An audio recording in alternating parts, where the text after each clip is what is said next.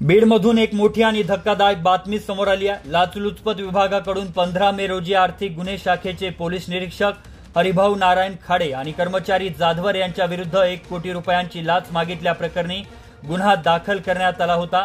यामध्ये 5 लाख रुपयांची लाच स्वीकारल्याप्रकरणी एका खासगी इसमाला अटक देखील करण्यात आली आहे। यानंतर लाचखोर पोलीस निरीक्षक हरिभाऊ नारायण खाडे फरार असल्याने त्याच्या बीड शहरातील चाणक्यपुरी परिसरातील घरावर धाड टाकली असता 1,08,00,000 रुपयांची रोकड, 72 लाख रुपयांचं सोनं आणि 5.5 किलो चांदी जप्त करण्यात आली आहे। यासह बारामती, परळी आणि इंदापूर या ठिकाणी असलेल्या मालमत्तेचे कागदपत्र देखील एसीबी कडून ताब्यात घेण्यात आले आहेत। या कारवाईत जप्त करण्यात आलेली रक्कम आणि मालमत्ता बघून अनेकांना आश्चर्याचा धक्का बसला।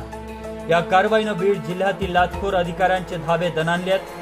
बीड जिल्ह्यात गेल्या काही महिन्यांपासून लाचलुचपत विभागाकडून धडाकेबाज कारवाया करण्यात येत आहेत। या कारवायांचं नागरिकांकडून स्वागत केलं जात आहे। मात्र बीड जिल्ह्याला लागलेलं हे लाचखोरीचं ग्रहण कधी थांबणार आणि सामान्य लोकांची होणारी आर्थिक लूट कधी संपणार असा प्रश्न सध्या उपस्थित केला जातो आहे। तर लाचलुचपत विभागाकडून लाच मागणाऱ्या अधिकाऱ्यांच्या विरुद्ध तक्रारी करण्याचं आवाहन देखील आता करण्यात येत आहे।